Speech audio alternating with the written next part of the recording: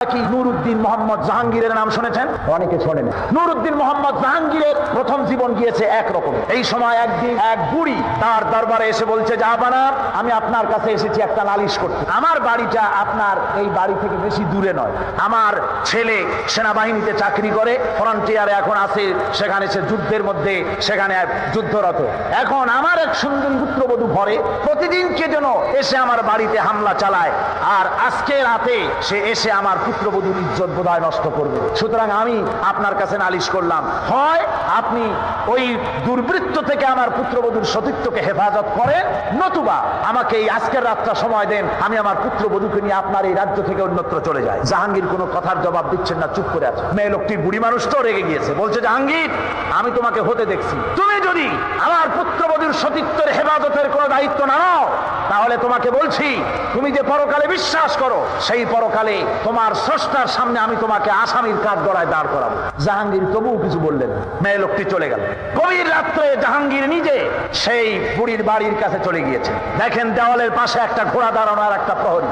প্রহরীকে তরবারির আঘাত দিয়ে শেষ করে ঘোড়ার পিঠের উপরে দাঁড়ায় দেওয়াল টপকায় ভিতরে চলে গেল। যে শুনতেছেন ঘরের ভিতর থেকে যুবতী কণ্ঠের আওয়াজ, বাঁচাও বাঁচাও, চিৎকার হচ্ছে।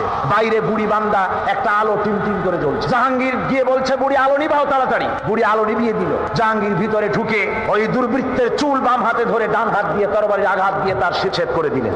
বললেন, বুড়ি আলো জ্বালাও। বুড়ি আলো জ্বালালেন। এবার জাহাঙ্গীর আলোর সামনে মস্তকটা ধরে আলহামদুলিল্লাহ পড়ে হাত থেকে মাথাটা ছেড়ে দিলেন। বললেন, বুড়ি এক গ্লাস পানি লও। পানি আনা হলো, ঢক ঢক করে পানি খেলেন। বললেন, কালকে তুমি আমার দরবারে যাবে, সেখানে তোমার সঙ্গে আমার কথা হবে, তোমার পুত্রবধূকেও নিয়ে যাবে। পরের দিন জমজমাট রাজ দরবার, বুড়ি তার পুত্রবধূকে নিয়ে হাজির। জাহাঙ্গীর বলছেন, বুড়ি, তোমার বাড়ি গিয়ে আলো নিভাতে বলছিলাম, কেন জানো? হয় না, জানি না। জাহাঙ্গীর বললেন, তুমি যখন আমার কাছে নালিশ করেছো, আমি মনে মনে ভেবেছি আমার বাড়ির এত কাছে আমার যুবক ছেলে ছাড়া আর কারো এই সাহস হবে বলে আমার মন বলে নাই। সেজন্য মনে করেছিলাম আলোর সামনে যদি ছেলেকে দেখি আমার মনে দুর্বলতা আসতে পারে, বিচার না হক হয়ে যেতে পারে, হক বিচার নাও করতে পারি, সেই জন্য আলো নিভিয়ে দিতে বললাম। এরপরে তার শিরচ্ছেদ করে আলোর সামনে ধরে দেখলাম না, সে আমার ছেলে নয়, আরেকজন।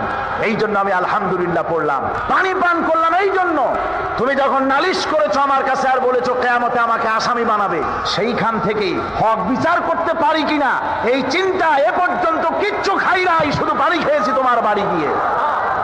জাহাঙ্গীর তার মাথা থেকে মুকুট খুললেন। মুকুটটা খুলে বুড়ের পায়ের কাছে রেখে দিয়ে বলেন, বুড়ি, তুমি জেনে রাখো, দিল্লির সম্রাটের এই মুকুটের চাইতে তোমার পুত্রবধূর সতীত্বের মূল্য মুসলমানের কাছে 1000 গুণ বেশি।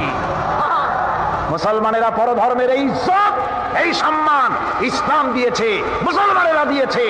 আর পরধর্মের উপরে অত্যাচার যদি হয়েছে ধর্মনিরপেক্ষতাবাদীদেরকে দিয়ে হয়েছে। বলেন ঠিক কিনা?